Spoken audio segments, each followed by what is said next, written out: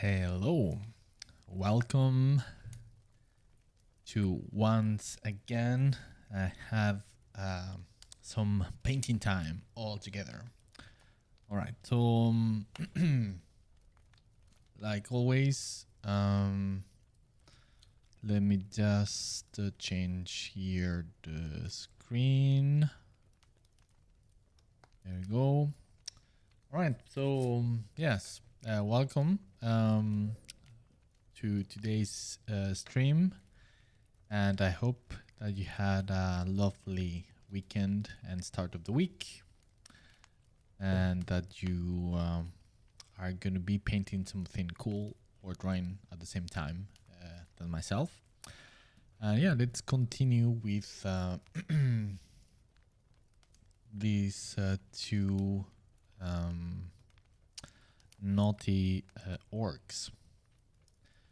So from last time, I haven't touched it since last time. So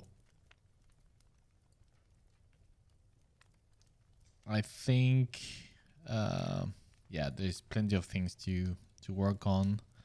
So I remember if I recall correctly, I was working latest with this guy, and I think, yeah, I need to work a little bit more on the faces. I'm not completely happy with them. So yeah, let's see. Let me just also press the recording, so I have everything recorded, all the whole process, so later on in the future I can share the whole process in a time-lapse video. Okay, so regarding yeah, this guy, for instance, I remember went through some change here, that he looked a little bit cartoony before. I mean, yeah, but yeah, just to give it a little bit more grim look to it than what it had. So yeah, let's continue with that.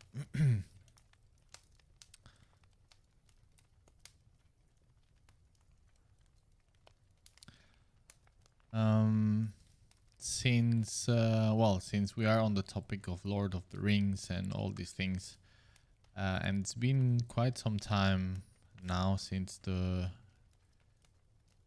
controversial Rings of Power series has been going on now. I still haven't watched it, but I've been listening to a lot of reviews and everything. It's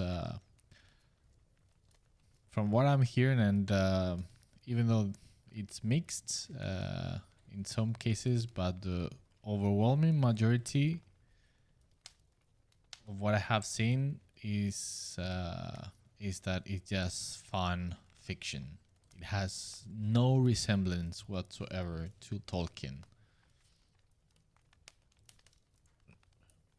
Why is this on a different layer? What?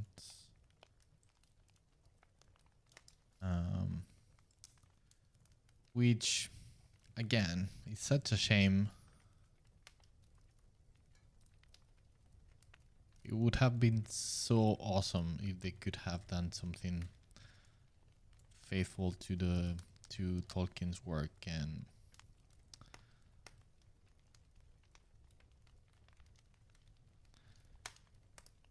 And I was discussing with a friend of mine that it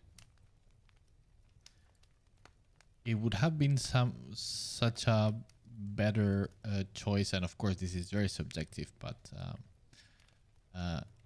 to do an animated series instead. So you are not confined by trying to do things realistic but you have more stylistic choices, and you can go abstract when you need to go abstract. So I think the medium of animation could bring so much more from a narrative point of view to one of these adaptations of Tolkien's work, and still, I mean, animation, but still grounded and adult. So not necessarily childish.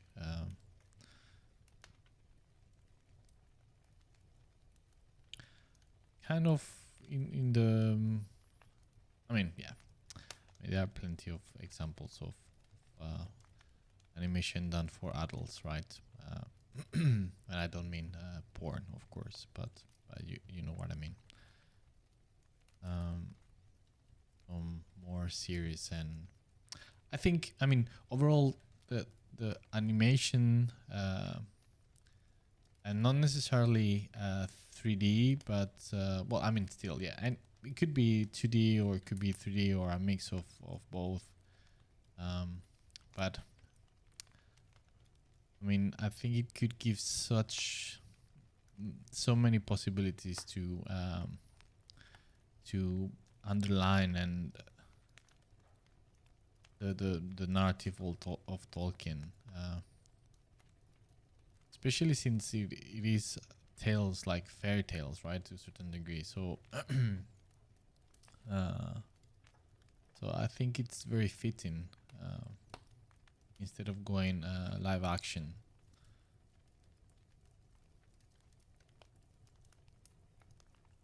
I don't know. I mean, we were discussing that, and we were thinking that, yeah, we would definitely loved to see an adaptation done in the medium of yeah, some sort of animation project. Frogs. Good evening, Miguel. You enjoying Rings of Power? I have heard. Yeah. Well, yeah. Again, as I was saying, I haven't seen it, but I've been since. Yeah, I'm super curious, and I've been listening to a lot of reviews on YouTube from different channels dedicated to Tolkien, and yeah, even though there are certain views, and so from the things that I have seen, the overwhelming majority seems to agree that yeah, that is just fan fiction, and from their point of view, even though in this, yeah, well, that this angle can be a little bit more subjective, that it's actually very bad and boring, which of course there is no way for me to to judge. But from the fan fiction, I think that objectively it can be said from things that they were talking is not respecting whatsoever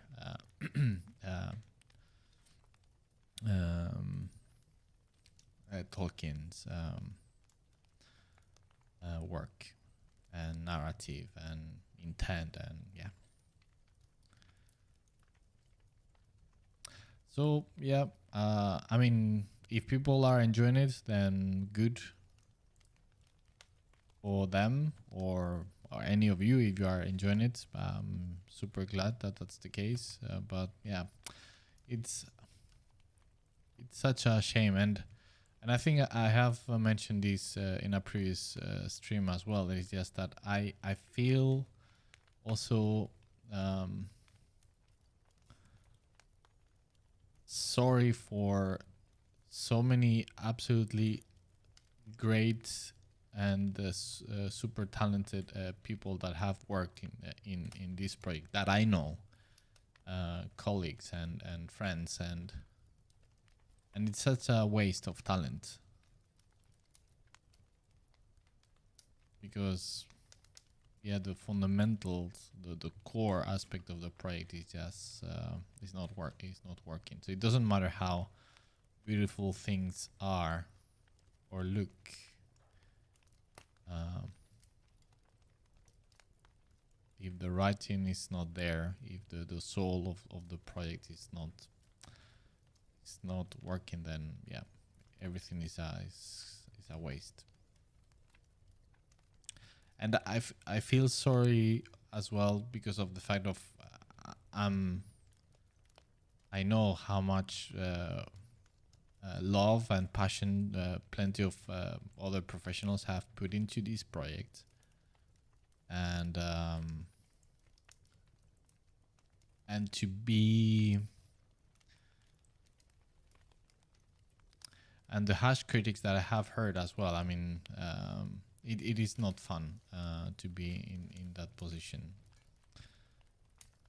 and when it has nothing to do with them or the quality of their work. So it's, yeah, it is not a good place to be.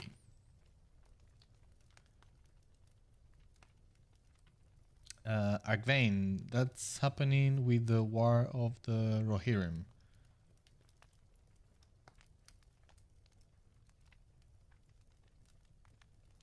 I'm sorry, I'm not sure I follow what you mean. Is that some project or something, or a game? If that is the case, I absolutely completely out of the loop. What is that? What are you talking about? Please tell me. Frogs. I never blame the artist behind things like the Ring of Power. I don't know why they made it this way.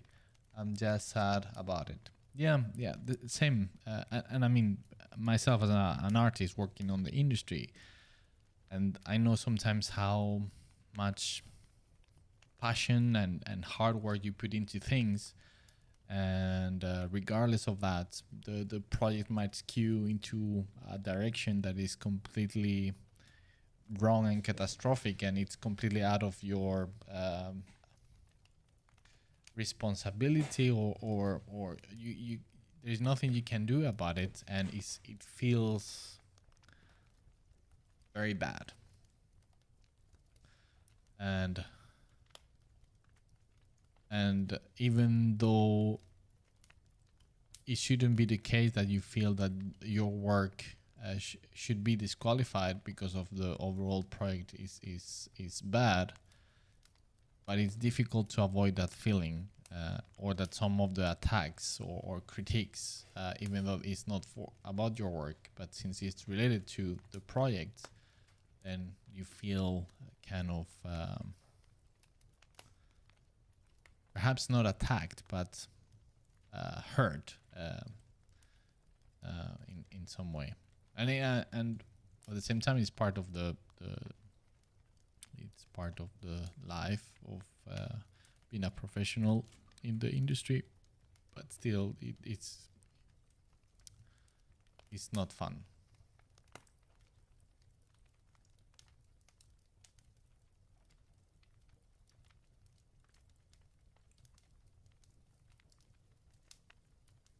I mean, I still try to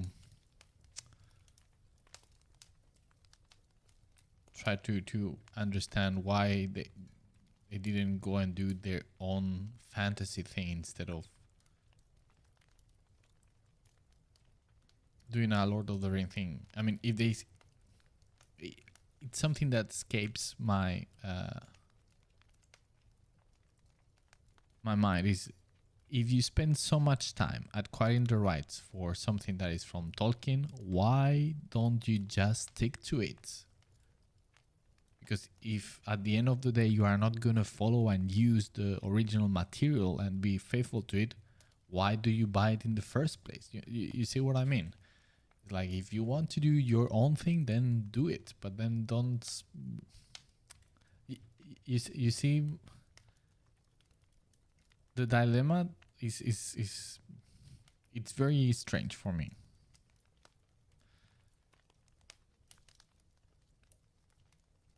And of course, I mean, yes, I understand it's for to use the recognition aspect of the IP, but still that doesn't I mean, it's still a very bad move, right? Because even if that's the logic, it's like, all right, so if you are doing it for the sake of the recognition of the IP, then people are gonna be expecting to be recognizable as such. But if you are just moving away from the original work, then it's gonna actually be how do you say a backlash, right? Which is what is happening.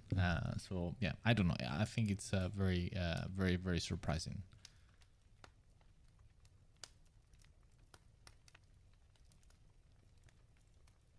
It's like, I don't know, to put a silly example. Let's say that Romeo and Juliet from Shakespeare, right? It's like a great IP, right?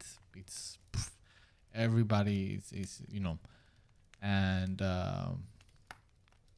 they decide to buy the rights to make an adaptation to it because yeah, everybody knows this IP and etc etc.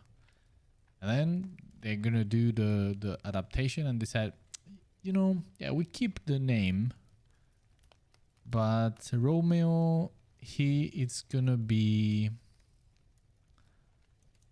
a 90-year-old woman that for some reason has that name, and she is gonna be in love with I don't know. Well, not even be in love. She's gonna be very angry with Juliet, which is the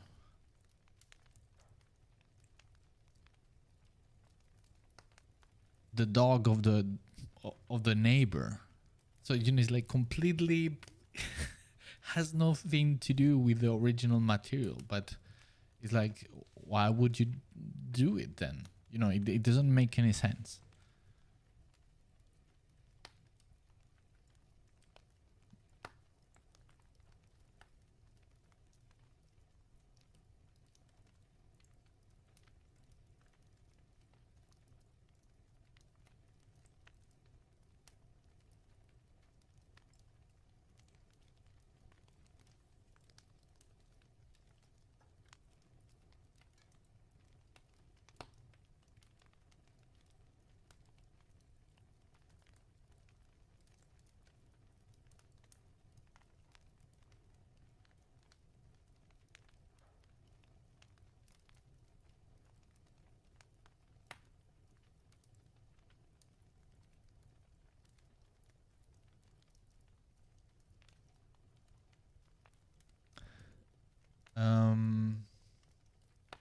Arkvane, The War of the Rohirrim is an animated Tolkien film.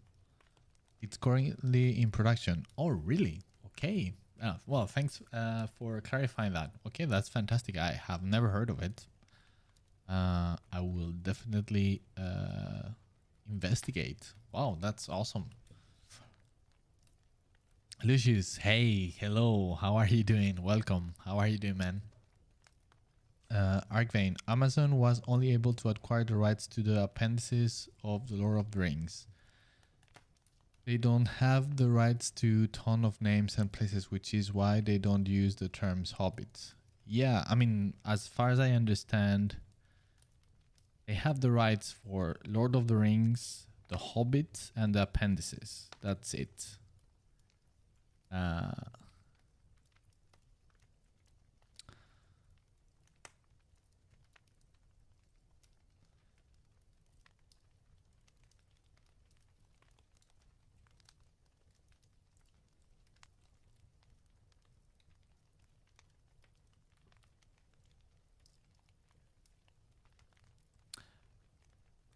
Another thing is like, why wouldn't, for example, do like a proper,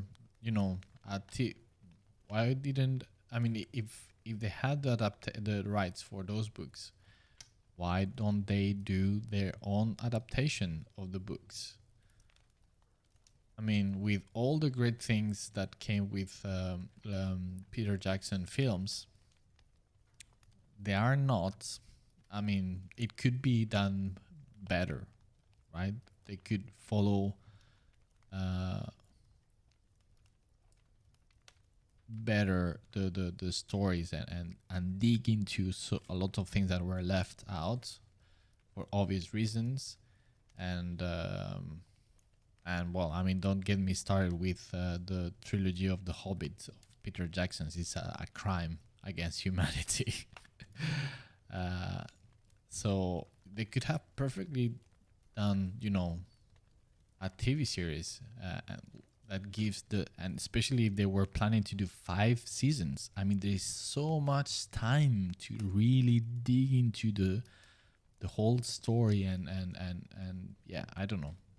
Could have worked, but instead they have decided to do something so strange.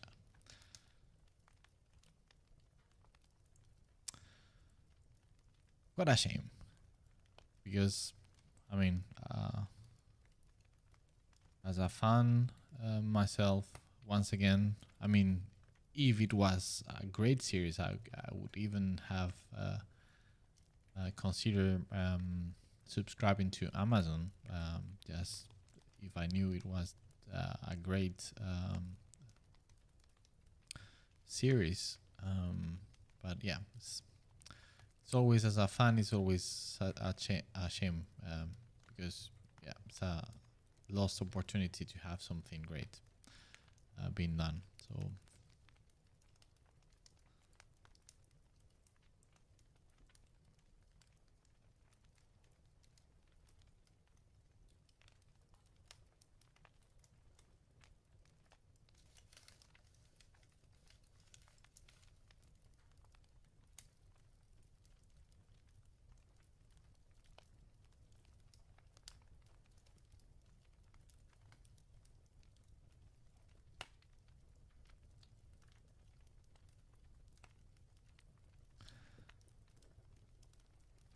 Jacob Davis, merchandising rights, where the real money of the movies it's made.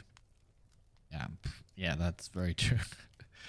I think they will one day couple together Tolkien's notes for a sequel and pass it off as a full novel. They are already scraping the bottom of the barrel.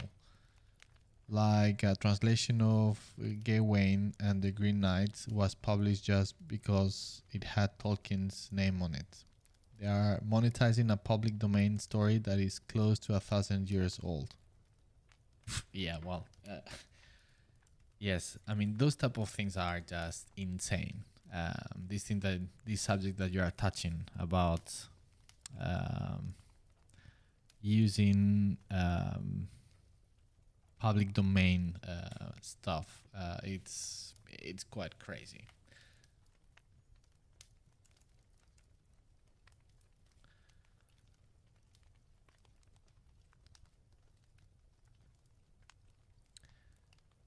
And yeah, I mean, of course, it's awesome to use great stories that have been done before, right? But I don't think there is anything wrong with it in some way. But at the same time, it's like I'm longing so much for great storytelling and new stuff that feels. I mean, it doesn't need to be like crazy innovative or anything. It just needs to be new and fresh in that regard. Something that you can recognize that they are not reusing something that was done before. I don't know.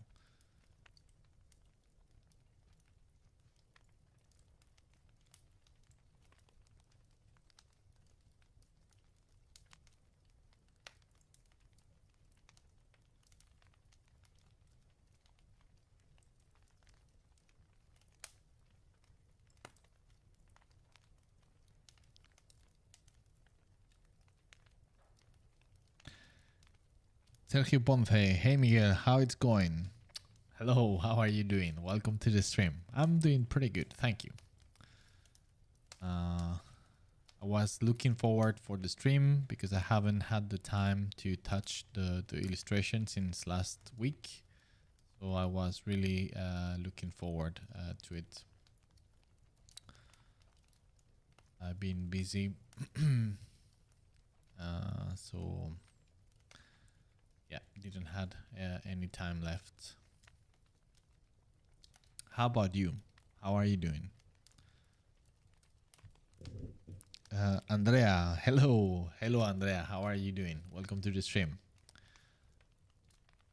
I hoped today you find the courage to ask something. I mean, no pressure. I mean, but yeah, the offer is there. Once again, I mean, yes.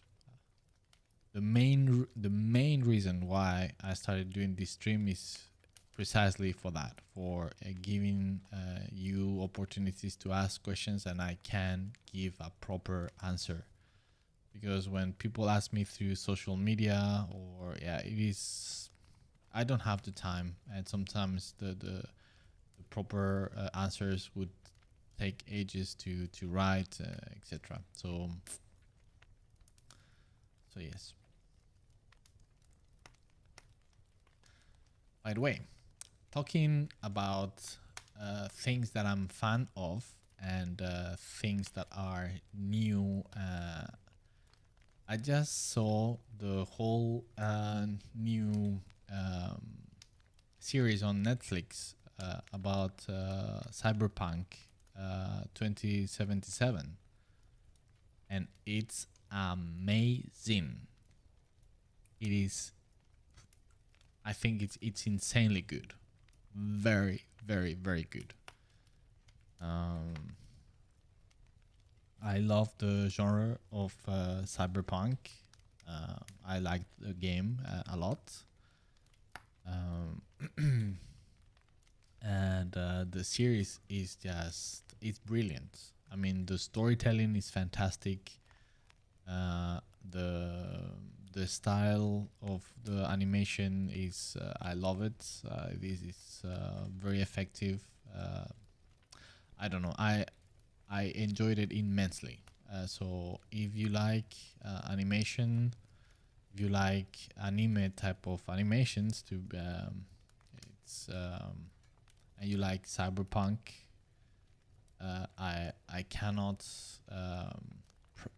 praise enough the series on Netflix. It's insanely good.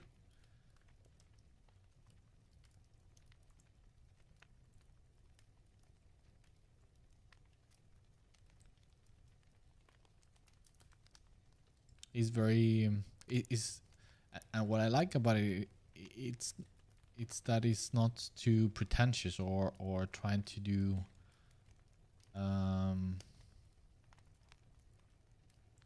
something overcomplicated. It's quite simple, but it's perfect and nails the mood and the uh, how do you say, the context of cyberpunk, the world of cyberpunk 2077, and with all its grimness and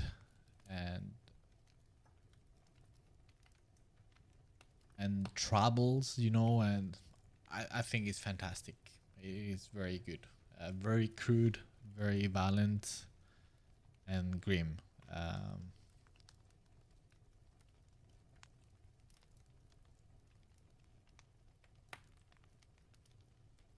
And sad in some way as well.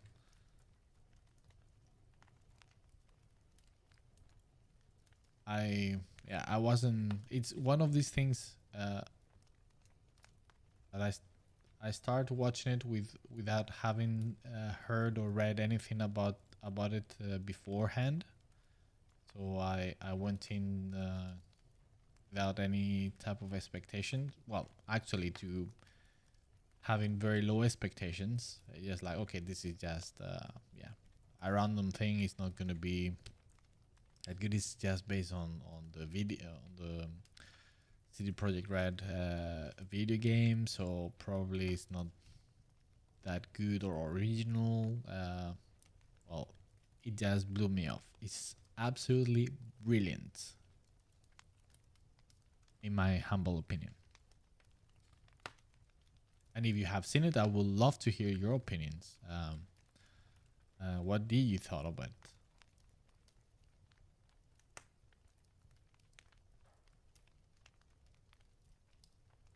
That, for instance, comparing it to the Rings of Power, to me, that is a great example of how you could use an existing IP and still do a piece of storytelling based on that IP, but not necessarily using the original material. So just you create a story within that lore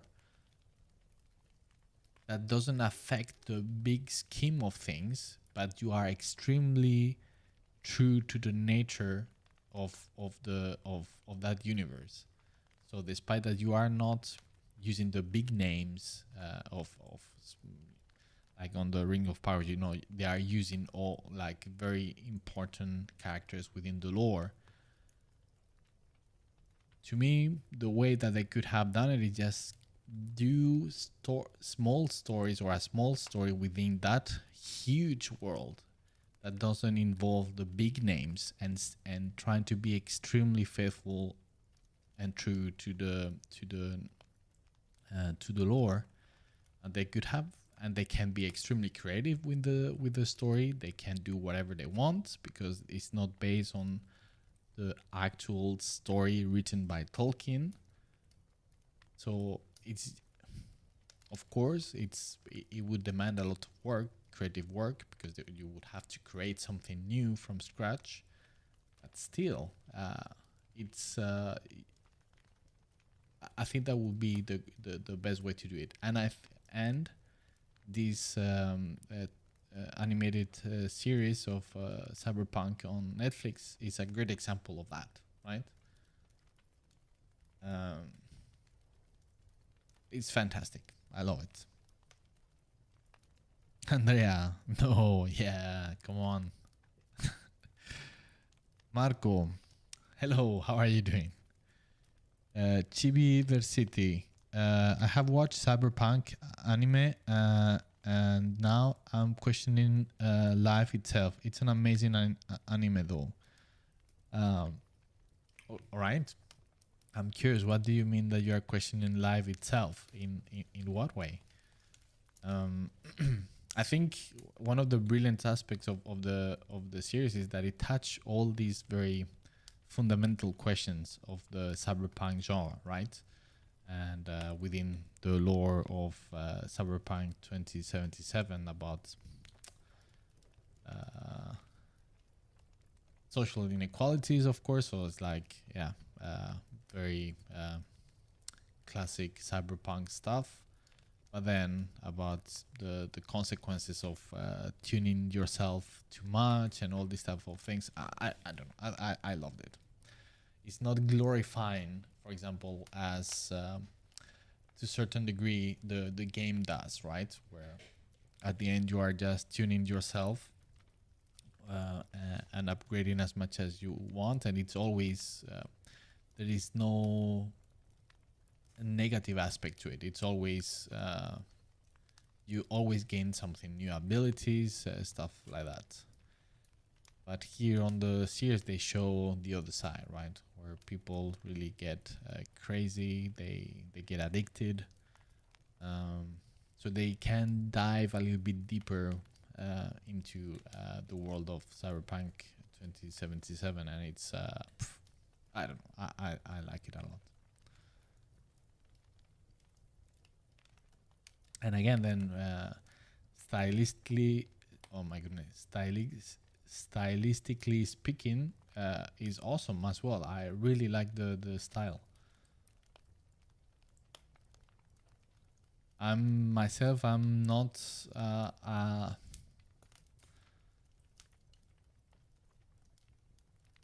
could I put it?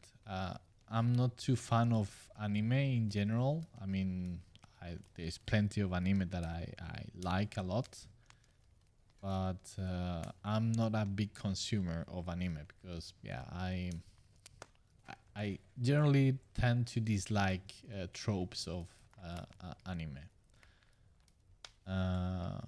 And of course, there are plenty of films and series that kind of goes away from those, and those are normally the ones that I like.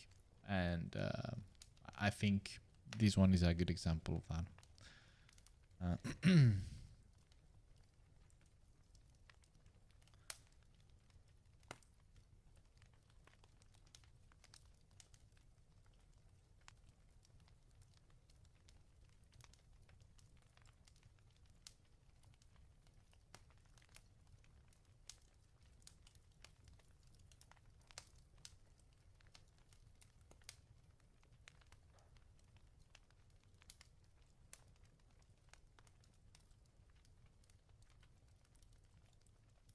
Sergio Ponce, I'm fine painting along with you and some people of the crew, I hope. Nice, nice, nice, nice. Liked the video crew. What video crew? Sorry, what are you talking about? Um, sorry. Today I'm a little bit slow. Andrea, I need to watch it. Yes. Again, if you like the genre of cyberpunk in general, and if it happened that you played the cyberpunk game, it's a must. And if you haven't, still, I think it's I think it's brilliant, regardless.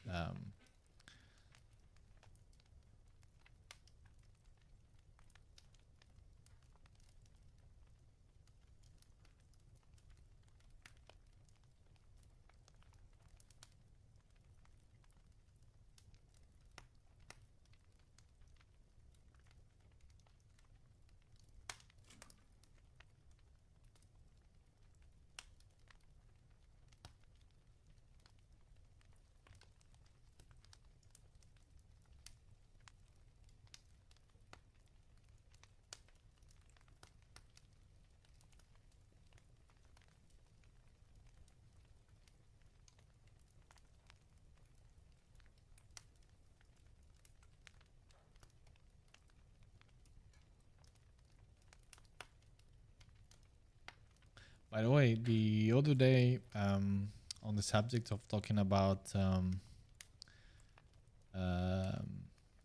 artists that have done illustrations for Lord of the Rings that felt were influential, I just mentioned Alan Lee and John Ho, but I forgot one important one,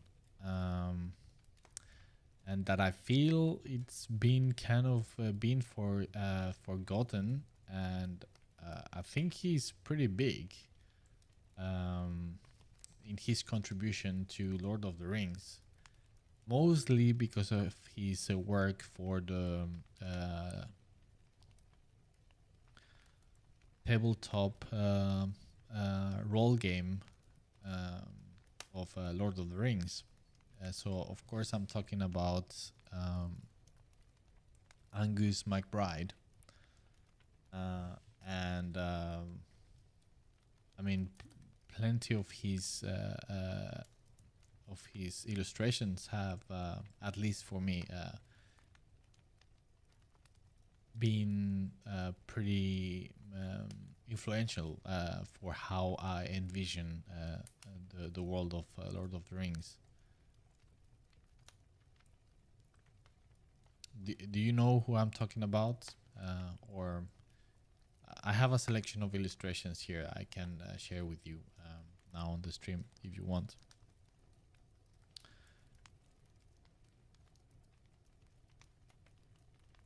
but yeah, he did all the cover art for the books. I mean, the main book and all the expansions of the role game, the tabletop role game of Lord of the Rings, and in my opinion, they are great. I mean, it's a little bit less realistic to some degree. There is certain is leaning a little bit into more stylized to some degree, but still, well, again, I think it's brilliant.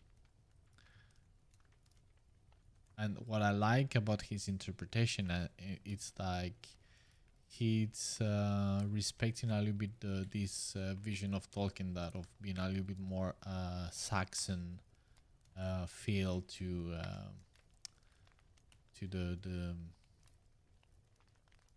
the aesthetic of the world of Tolkien. It's not so much high medieval times, but more like actually early period of medieval times.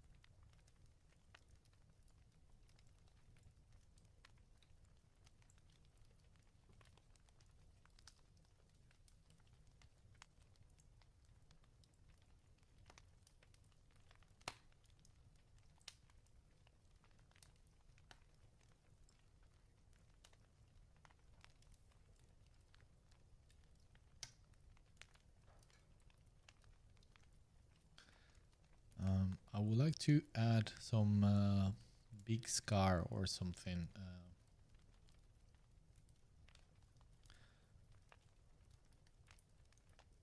Of course, you know me.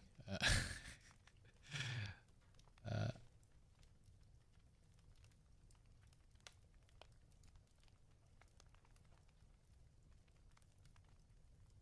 if I can, and I find the opportunity to put some scars, I put them. I don't know. I always find that they add so much personality to the faces.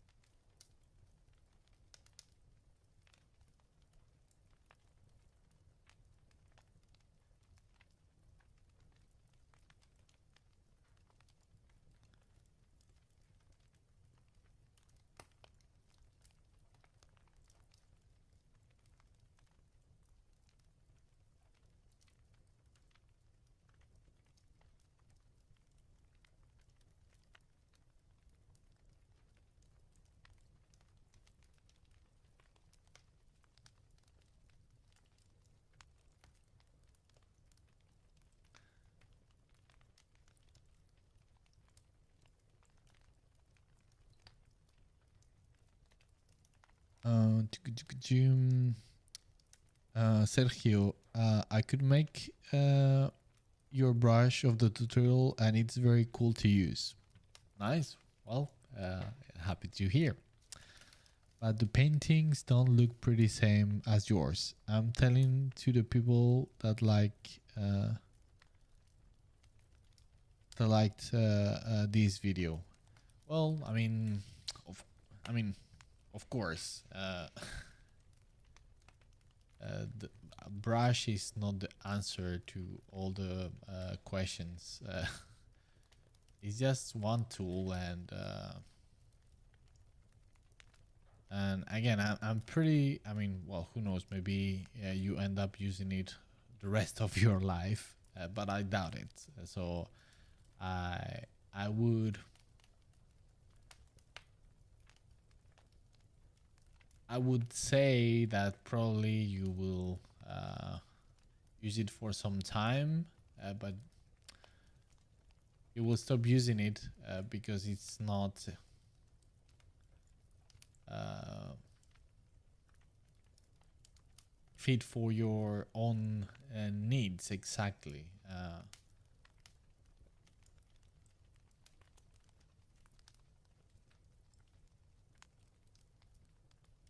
I mean, at least that's what happens to me when I have used other people's brushes, and it's at the end I end up just creating my own because I mean, as a main brushes, maybe for some specific textures or something, but for my everyday 95% of the time, I just use my own brushes because they do exactly what I'm looking for,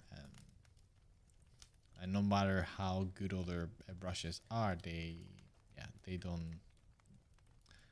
They are designed and created for somebody else, the person that created them, basically.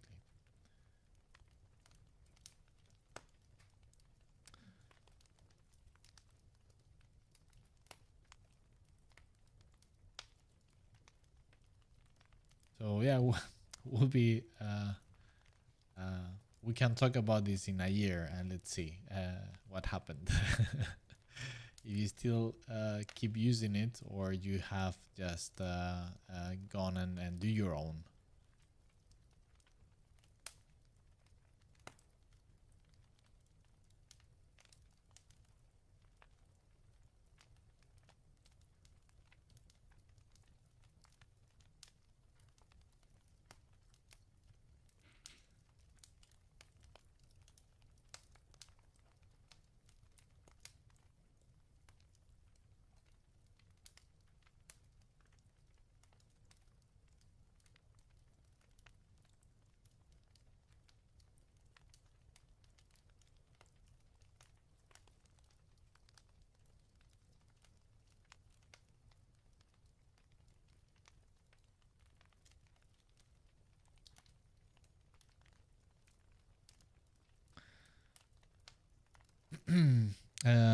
Chibi Versity or Versity.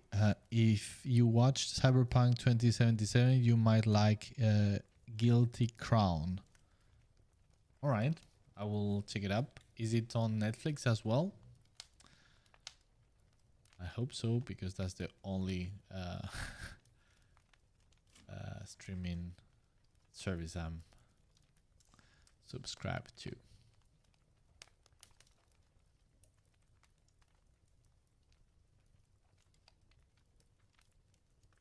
Andrea, I thought you were going to say Ted Nasmith.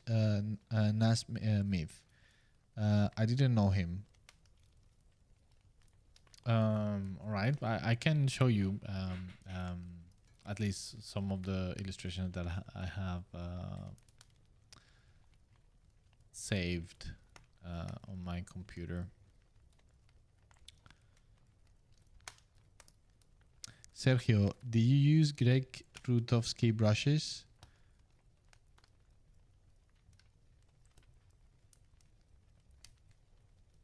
Did you know? Sorry. Yes, of course, of course. I think I have some of them, and I use them.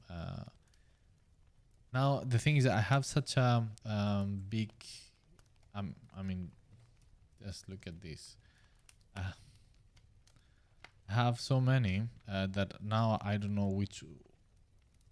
I mean, I don't know the origin of many of them after the years, but I believe I have some of them.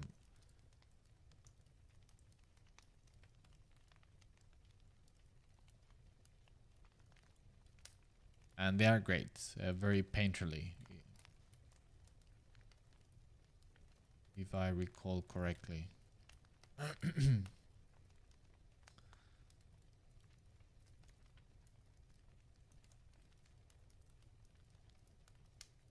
They are a little bit more advanced than this one that I show on my tutorial. But I mean, again, the tutorial was supposed to be, or is supposed to be, a series, and but yeah, I have been only be able to do the first episode for like the sim the simplest type of brushes.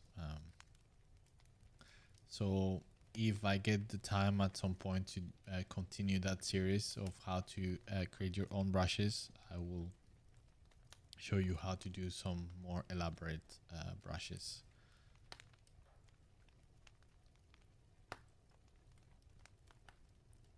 It's quite a fascinating aspect of Photoshop. I mean, you can it's like a rabbit hole. You can spend so much time exploring and experimenting things, which is great if you have the time. You can come up with some very awesome stuff, and specially designed for your own needs and nobody else.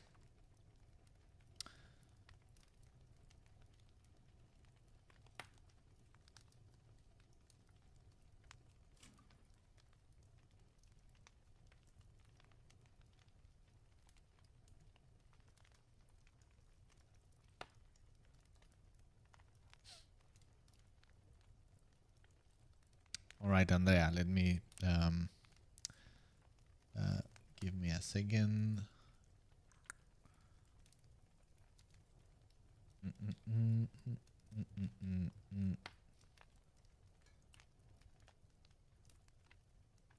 Okay, here.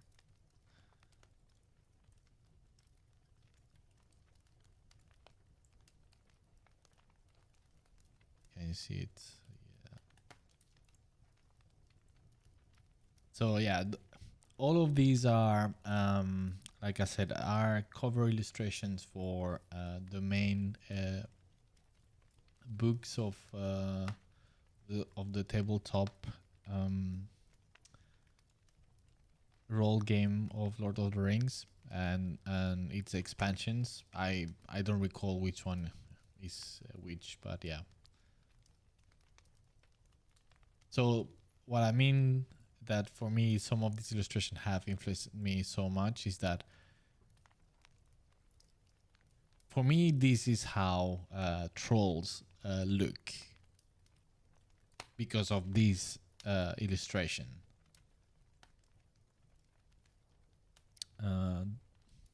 Yeah, this is supposed to be, if I recall correctly, on the subject of the rings of power. This is supposed to be Sauron as Anatar, the elf, creating the rings, or Celebrimbor. I don't know now who this guy is supposed to be, if Anatar / Sauron or Celebrimbor, but yeah. And yeah, and these illustrations are absolutely amazing.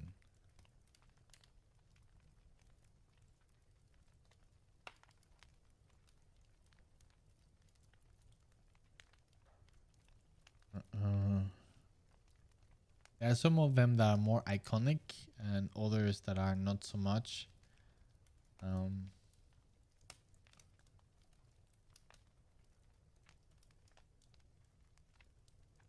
This one I'm not sure for what it was made for exactly. And yeah, I'm not sure if this is Smog or it's another dragon. I'm not sure. The others ones I remember this was, yeah, I remember this was the code for another expansion. This one the same. This one I'm not sure. Yeah, this one is from another expansion that I recognize.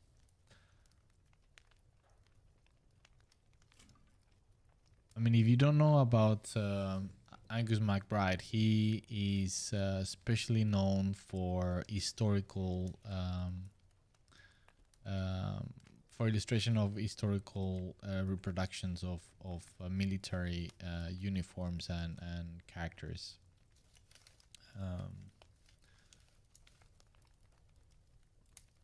This one, for example, it's from another another expansion, and yeah, so it's Eowyn. It's the Witch King. I love it. And in on the context of nowadays, because of course this is pretty old. These illustrations are very old. Obviously, they are before Peter Jackson films, and if you just go into the internet and search for any type of artwork related to the Lord of the Rings, 80% or even more, it's just copies or heavily influenced by Peter Jackson films. It's repeating the same designs and the same type of visions, which are awesome, don't get me wrong. But when you see these previous type of visions and illustrations of the same characters, it's so enriching and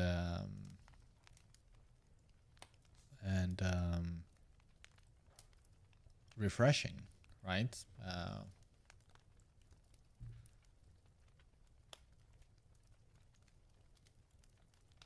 And for example, I myself, the flying thingy, can't remember the name. To me, this one is a little bit too small for the character, etc., etc. But still, from a design point of view, but and perhaps a little bit, I don't like that much the design of the Witch King here, but still the illustration itself, the composition and everything, I think it's so awesome. It's fantastic. And Eowyn, I think she's great. Here of some orcs. I don't know. I feel this is again another illustration for some expansion. So this is what I meant, that it leans a little bit more cartoony or stylized with some things with the orcs. Yeah, this one for the Rohirrim. Awesome.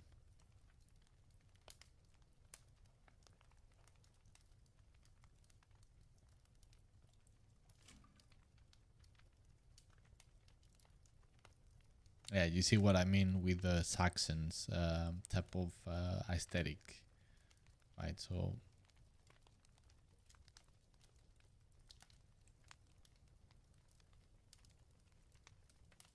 and I can recognize all these covers, but I am not can't recall exactly the expansions themselves. But yeah,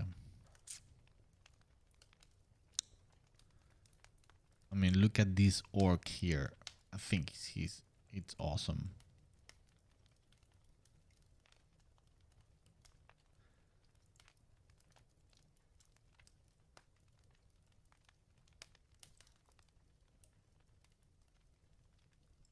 This guy, I can't remember who this guy is supposed to be.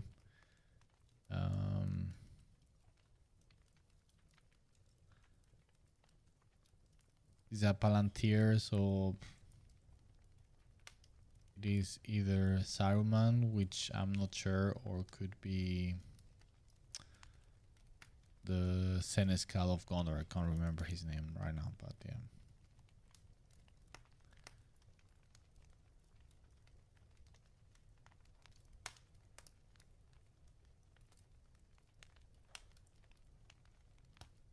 I remember this expansion book was something about Mordor, the gates of Mordor or something like that.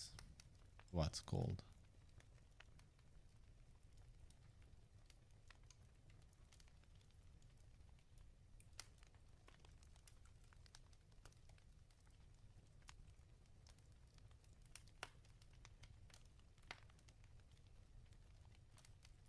So yeah, again, I mean, more stylized, more more stylized, less realistic in that sense, but lovely. Yeah, this was the main cover for the main book of the tabletop role game of Lord of the Rings. Yeah, this one I remember.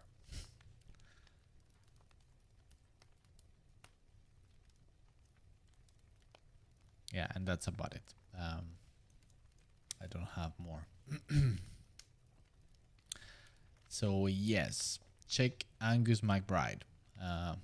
So okay, if this file is correct, this illustration is from 1984. So again, pretty old. Almost as old as me.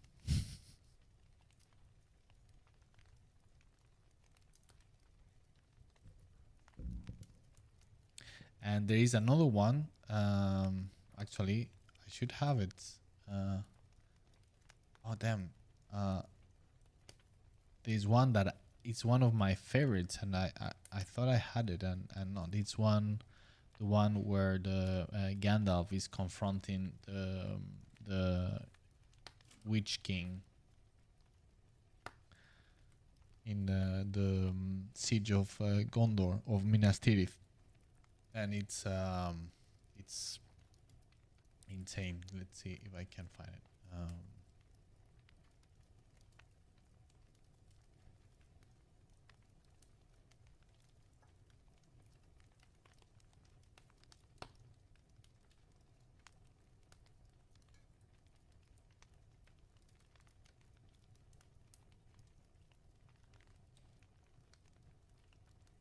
Yes, this one.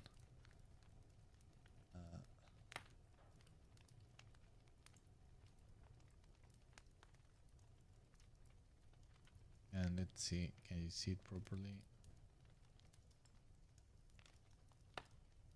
Yeah, this one.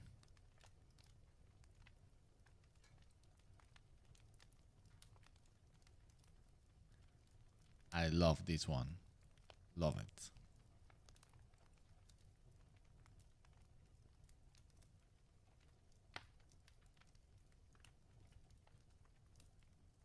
Yeah, here you have Angus McBride. So, alrighty, let's continue with our illustration. Resume the recording. All right.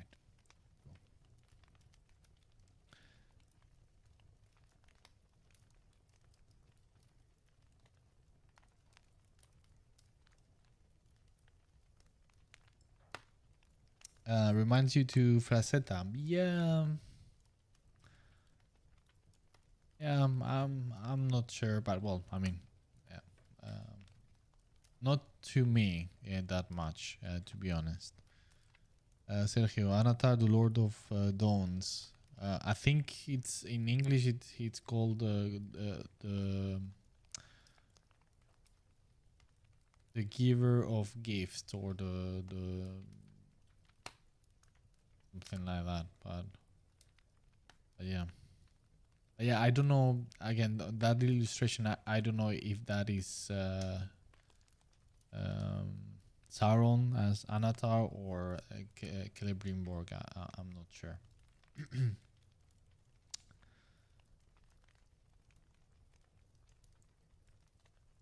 Andrea, there are a few that are just striking, but I don't understand why. Well, probably because of the several elements, but most importantly, probably because of the composition.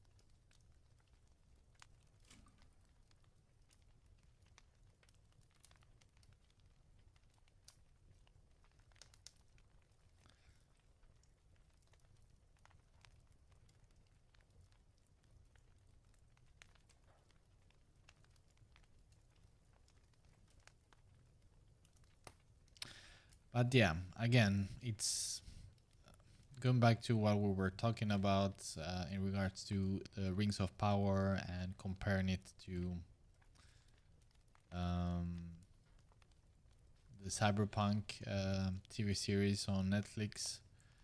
It's just that it's such a shame that they are not that there is not so much new stuff, or that big corporations they are so afraid to do things that are new. They always fall back to known stuff.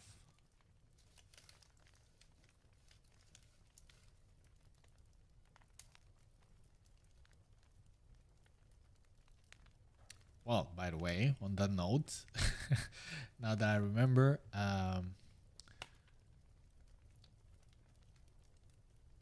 if you like my work and you want to support me, please consider following me on Patreon, where I'm working on my personal project, The Brethren of the Clouds, which is a very dark, grim, mature, and grounded science fiction universe based on the theme of space pirates. So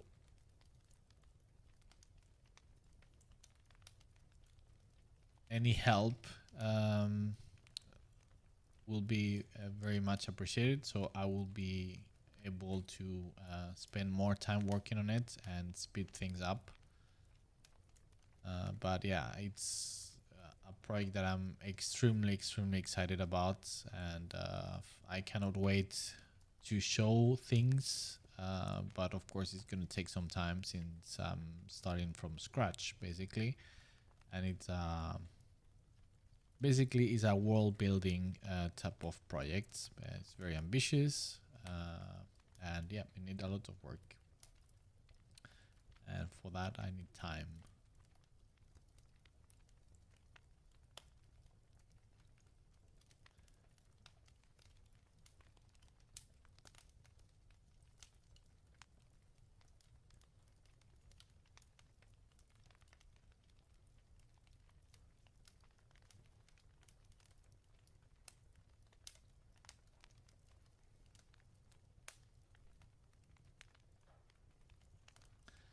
I know I've been talking about dedicating a stream to talk a little bit about my project of the Brethren of the Clouds, but I'm waiting to have a little bit more of things to show. Of course, most of the things that I'm sharing, it's only for it's Patreon only. But yeah, I'm trying to build some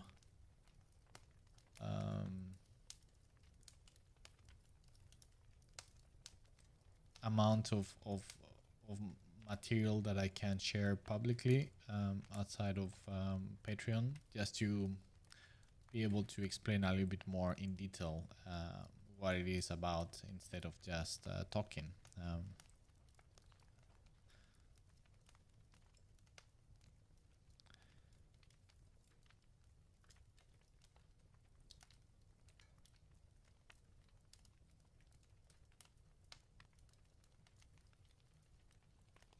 And I know some of you already here are Patreons already, but but there might be a lot of people that are following but are not aware of it. So sorry if I repeat myself, but I'm just mention it in case there is somebody that is not aware of it. So like this, you know, and you can check it up and consider supporting me on Patreon.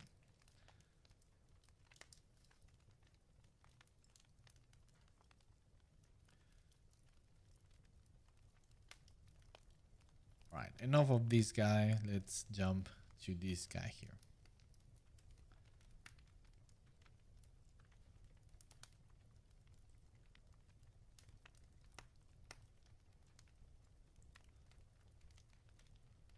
same thing. I want to spend some time with the faces.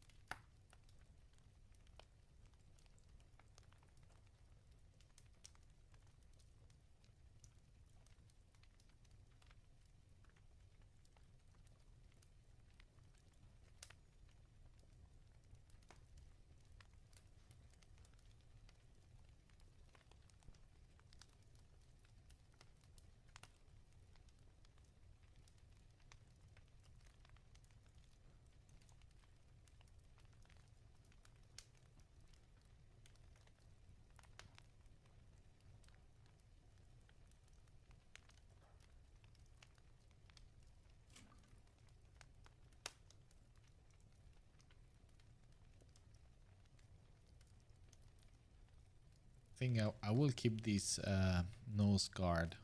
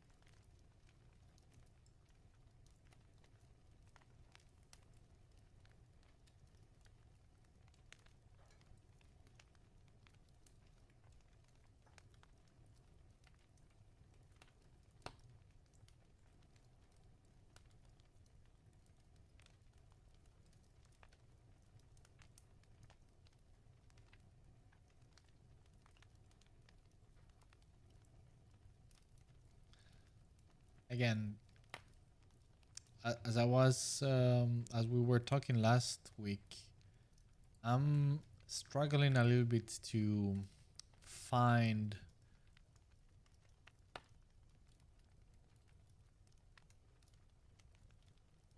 the way I envision orcs in Lord of the Rings.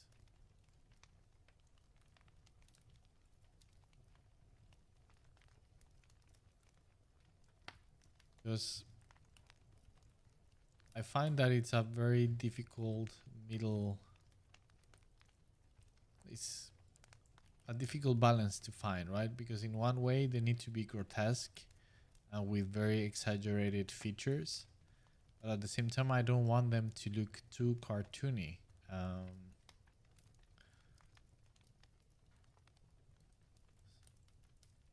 So there need to be some believable human features, but that they are so deformed that become grotesque. And since I haven't done this much often,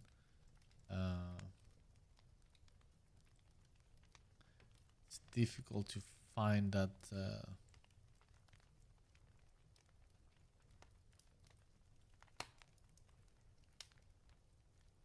that middle ground.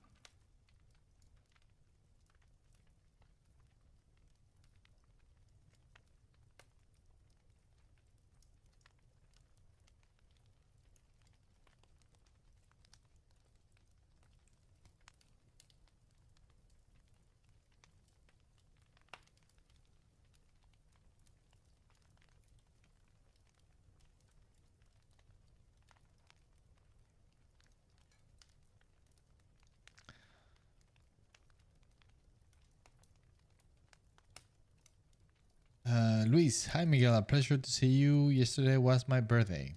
I'm older and older. Well, Luis, welcome to the stream and congratulations. Muchas felicidades. It's definitely something to celebrate when one has managed to make another successful round around the sun, right? So, congratulations, man. Happy birthday.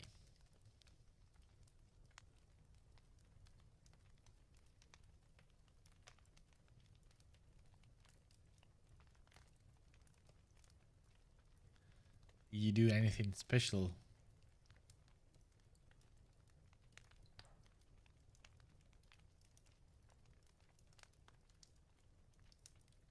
Ooh, yeah, sorry, guys.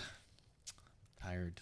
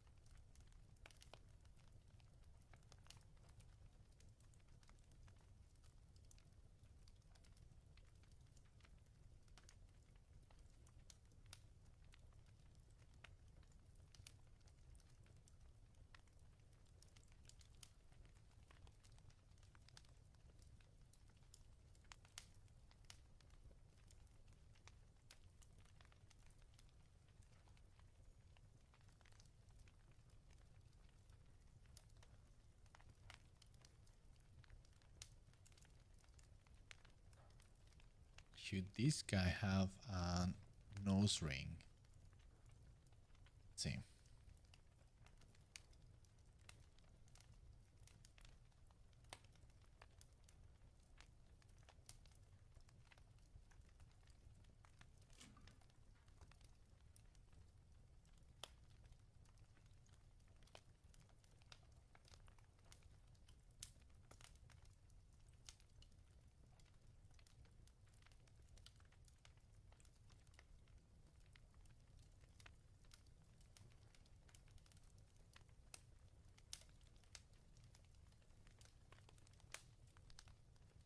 Yeah, nah, I don't think so.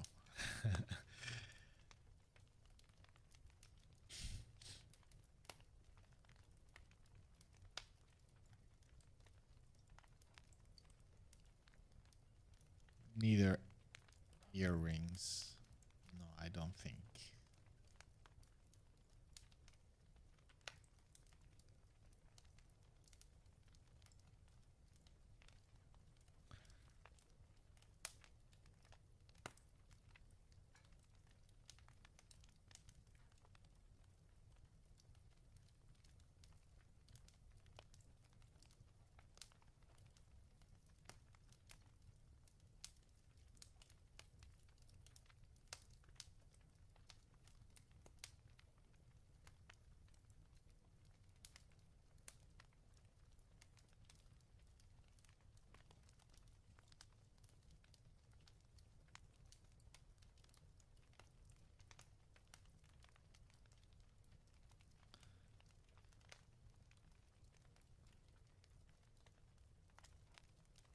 And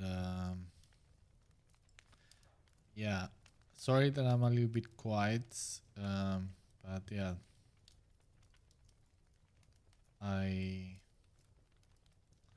I'm kind of very tired today. Lord Commander Dante, it's been very demanding these past days, and haven't been sleeping as much as I should.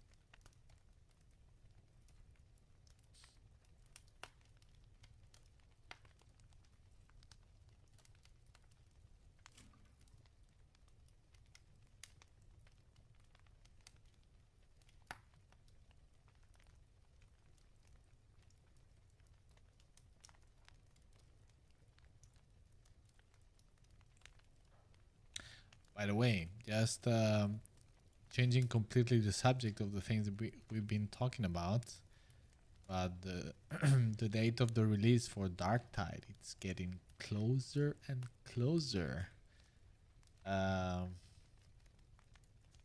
I don't know if you've been following anything of it, about all the videos and things that they are releasing, gameplay videos and stuff like that.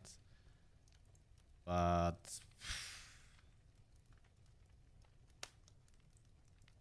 I am so hyped for the game.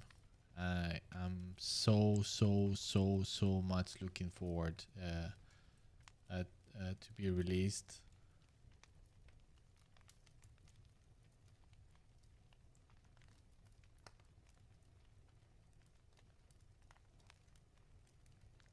It's difficult to describe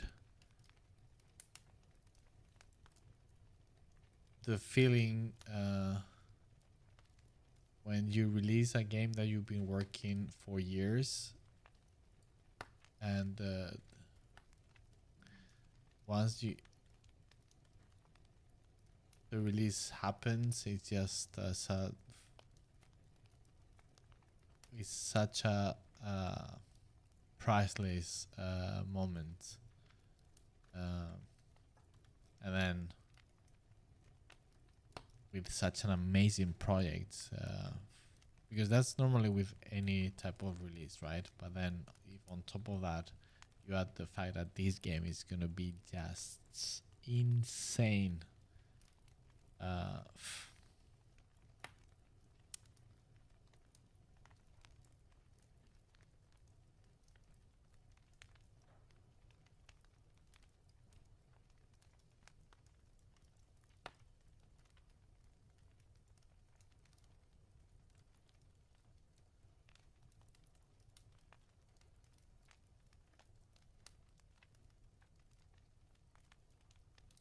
and I mean, I will ask when the time comes, but I think I would like, even though it would be completely different type of stream from what I normally do, but I think I would like to play a little bit of it during the stream.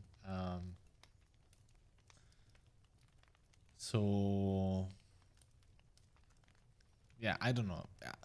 Perhaps I'm not totally sure of it. But if I do, perhaps just explaining certain things and talking about certain things of the development. I don't know. So not like a proper gaming stream, but perhaps more focus on the work that I have done in it.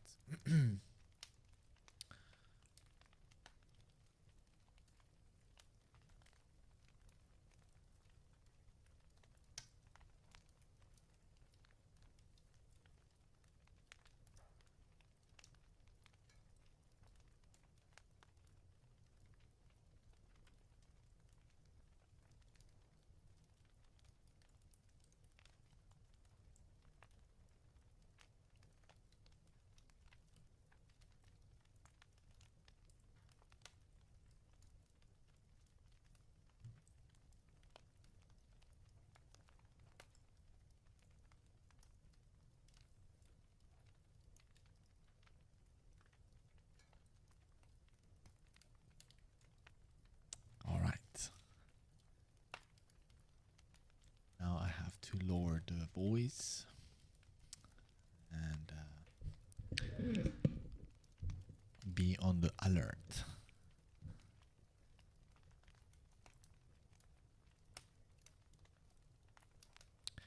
So I'm thinking that this guy here, he would have this scale armor up to here, and then underneath perhaps some chainmail.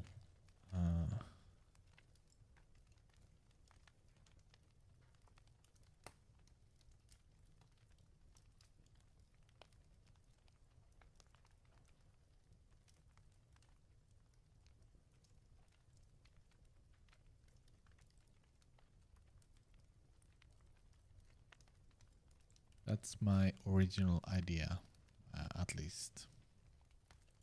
Maybe I can do a little bit lower.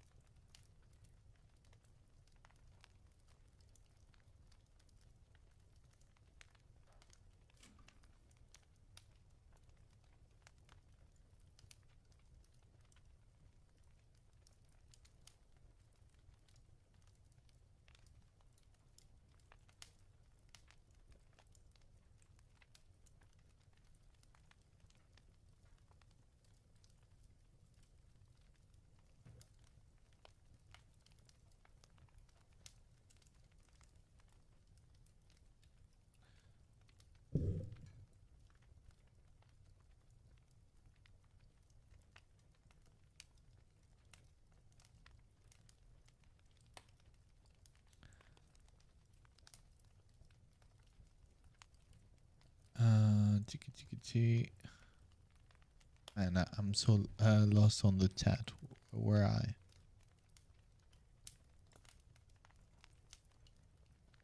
was I?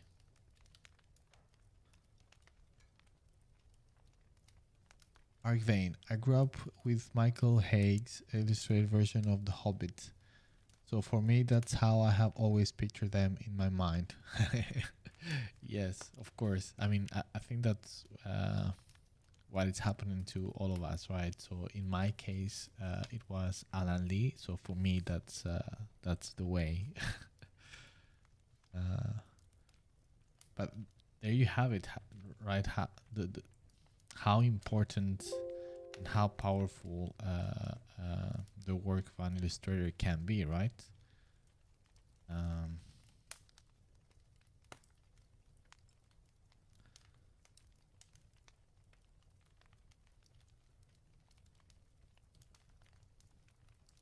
And how disruptive it can be as well on the negative side.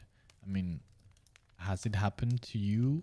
Do you remember any book that was illustrated in a way that you sincerely disliked and kind of ruined the whole book because of it? It has happened to me. I cannot remember the book, but I know it has happened to me. It's quite insane if you think about it.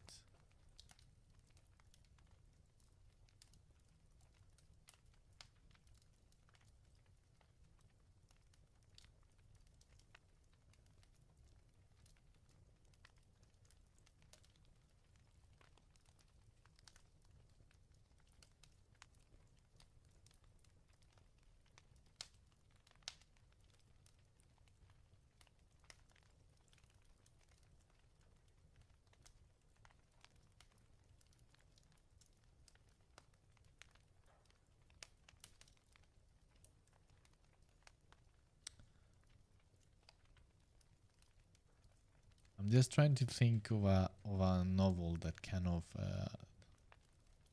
the cover art or illustrations inside kind of ruin it for me.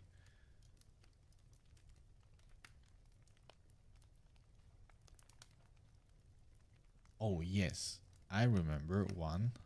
A great science fiction novel, Fahrenheit 451.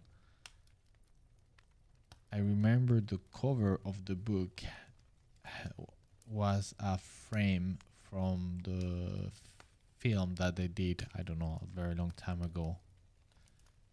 And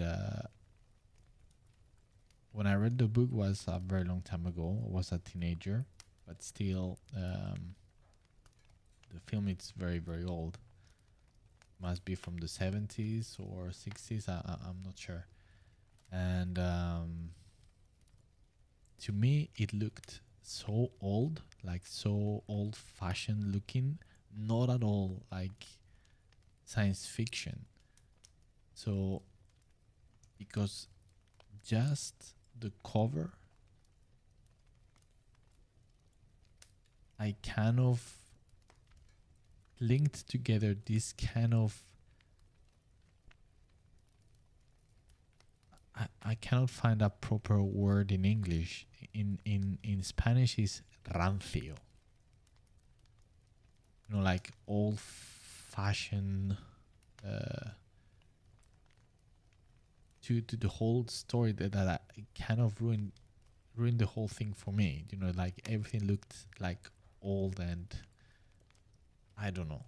It's just pretty silly, but that's the effect it had on me, and it kind of ruined the whole thing. I mean, I still enjoy the story, but not to the degree. I mean, I had to make a huge effort to think of it in terms of a kind of futuristic setting, because the cover art looked so old and old-fashioned, you know.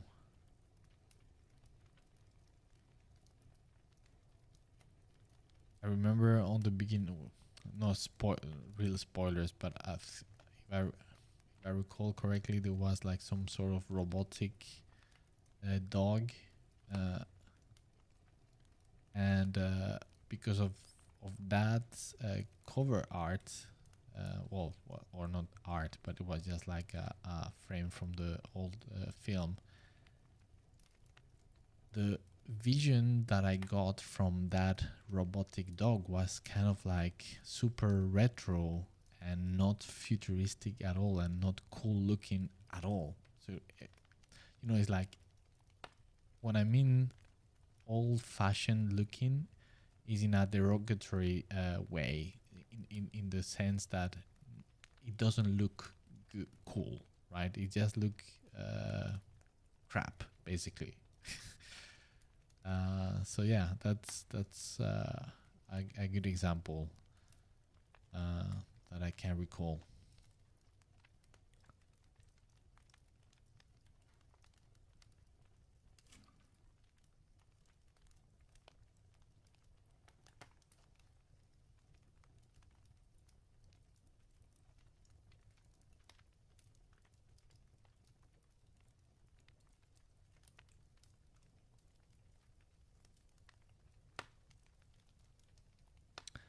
So here I'm trying to figure out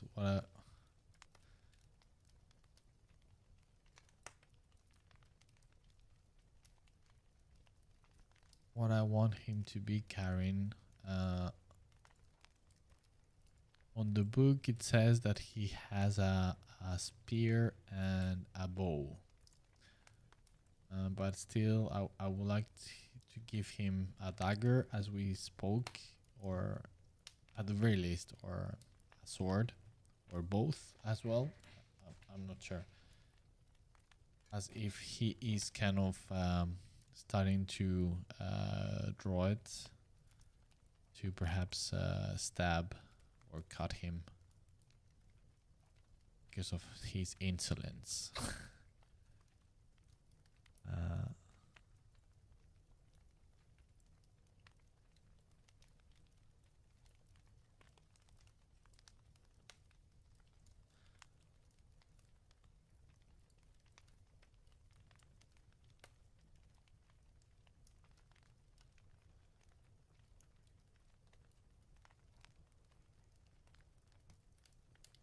maybe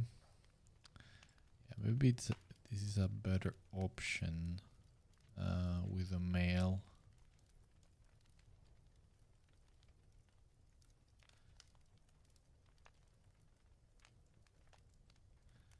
Yeah, I kind of like it more this way.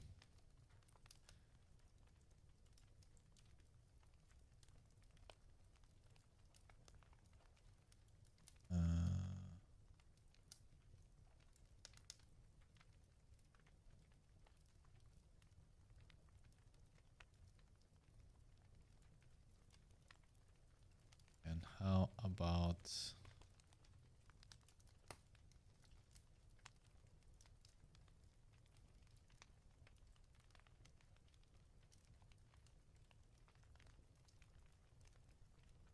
no, I need to go up.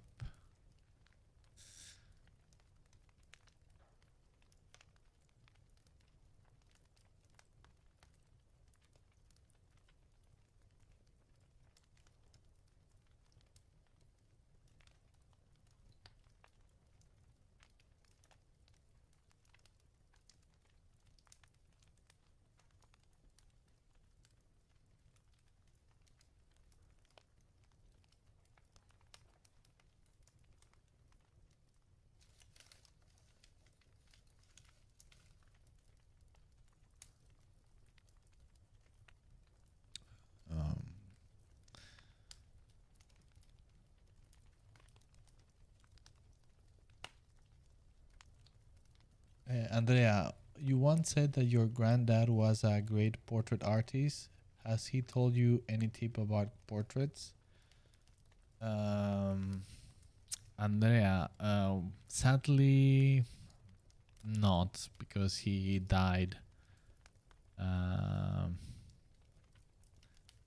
before. I mean, he teach me quite a lot of things, but I was very young.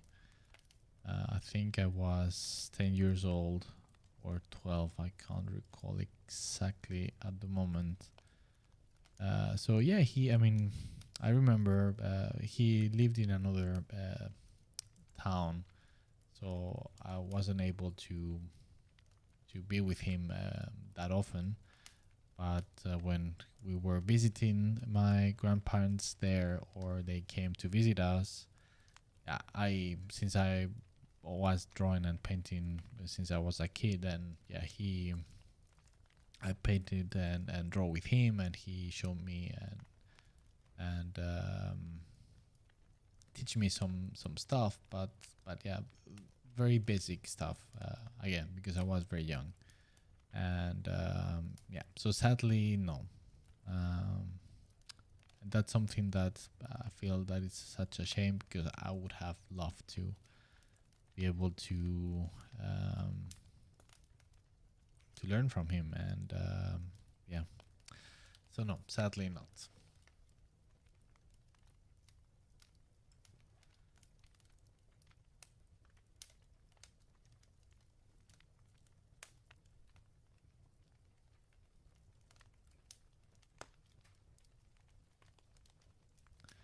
It's it's one of those things that make me sad, and it's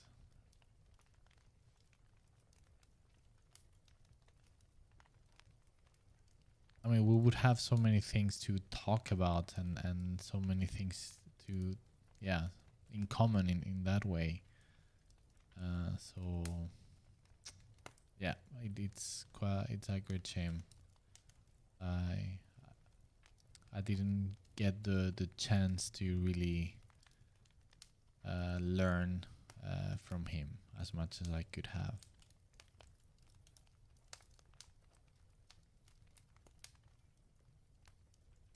and enjoys being with him, of course.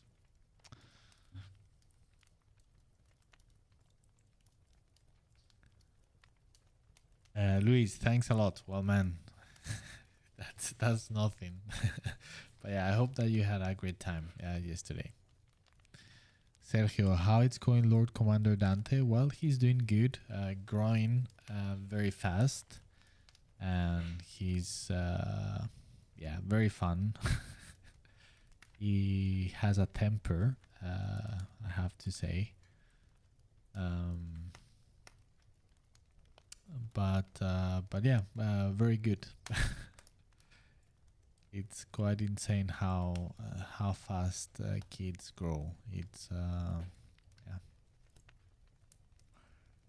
So he's almost he's on the brink of starting to walk by himself. So yeah, we are kind of counting the days basically to see when it happens. He's at a point where he could I feel that he could walk on his own, but still he doesn't feel confident. But he can.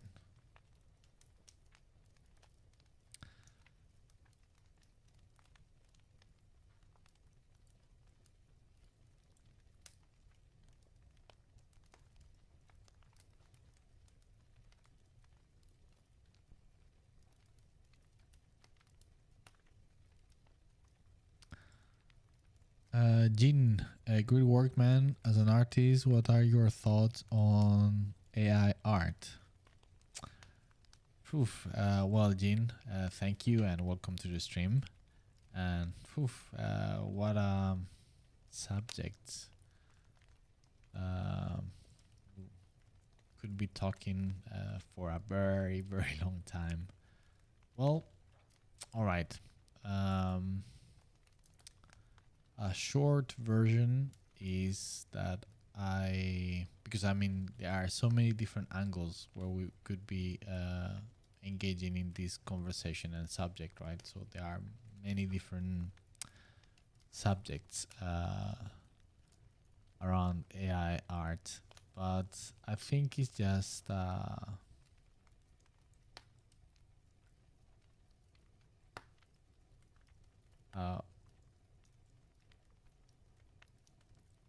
let's see, how can I put it? I personally dislike it. I don't like it. I think it's just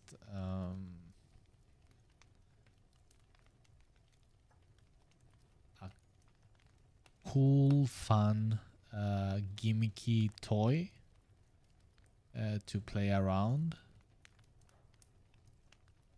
But I think it's I don't see it. I see a lot of issues with it being used on professionally.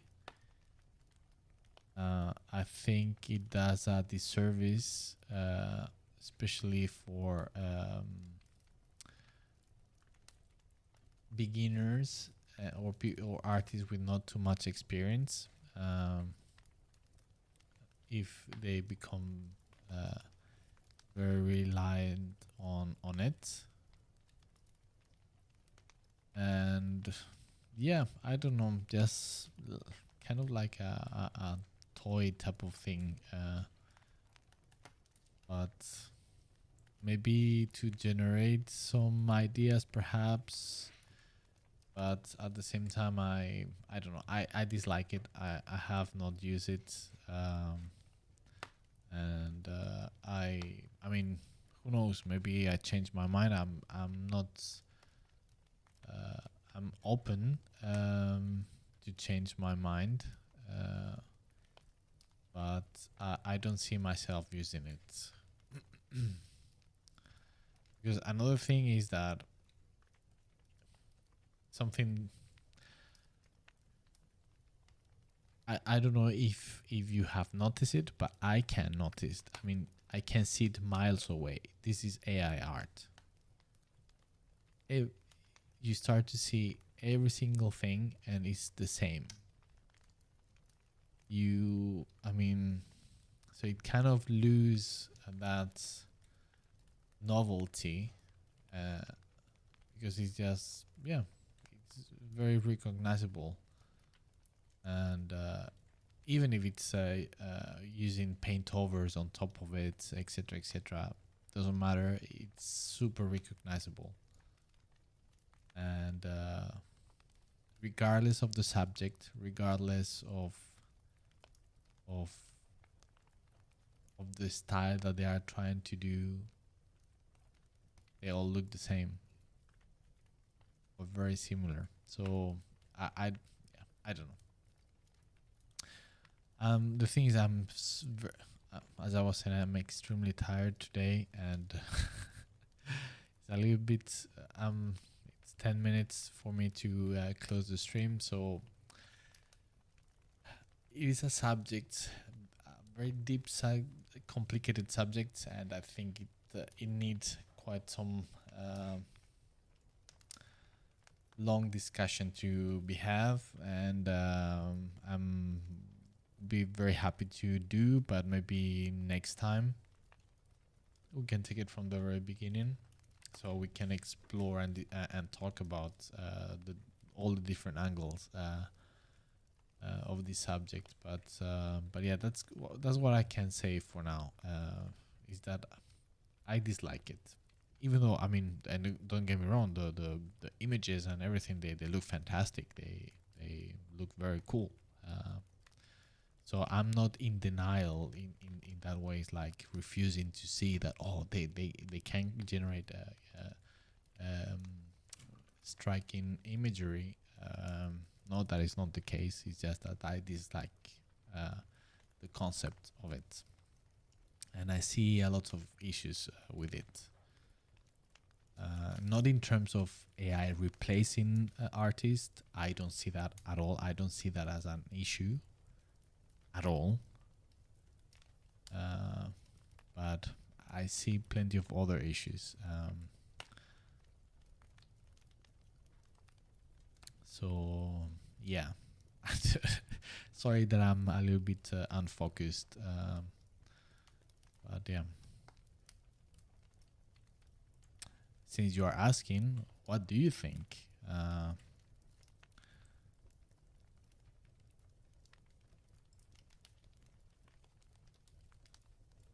Luis, I'm in a business trip until October. I'm working as graphic designer in an exhibition organizer company, and they organize a barbecue in the fair building where we are working these days.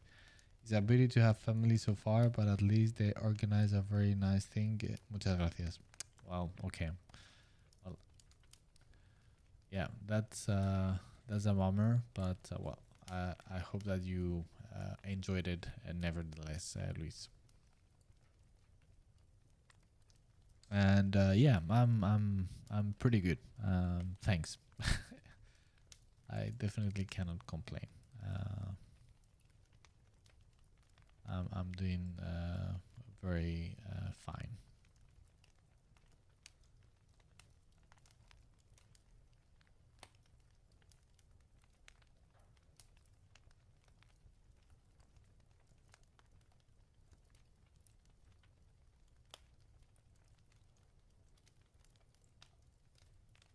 If with anything, just struggling with time. Have so little time and so many things to do all the time. So yeah, that's my only complaint.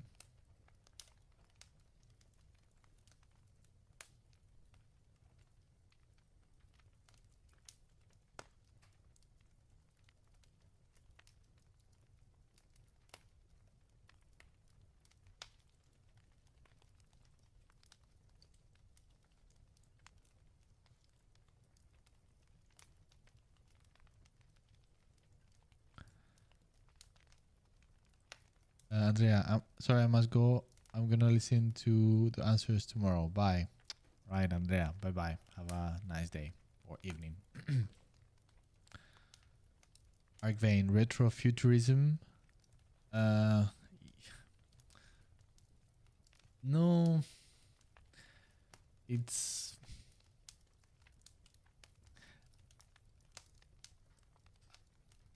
it's just my lack of English vocabulary. I'm not sure how I could translate this word that I have in mind to define this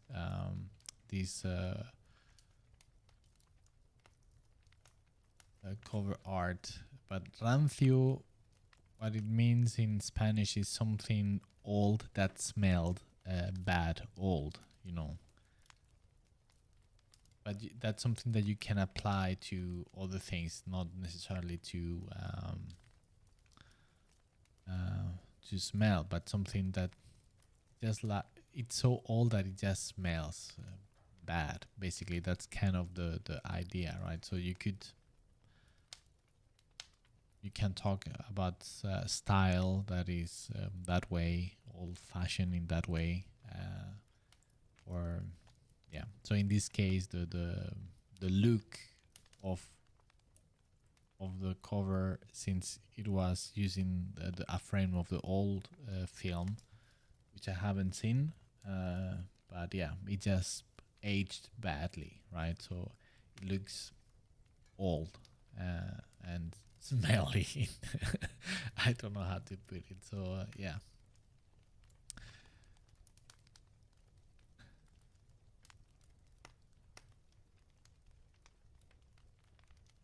Jean, what is the schedule of my stream? Well, I stream every Tuesday at 9 p.m. Central European Time until 11, more or less. I mean that's the schedule. Sometimes it changes a little bit, but for most of the time that's how it is. And I would love to stream more often and longer, but but I don't have the time. So this is the absolute best that I can master to dedicate to some live streaming.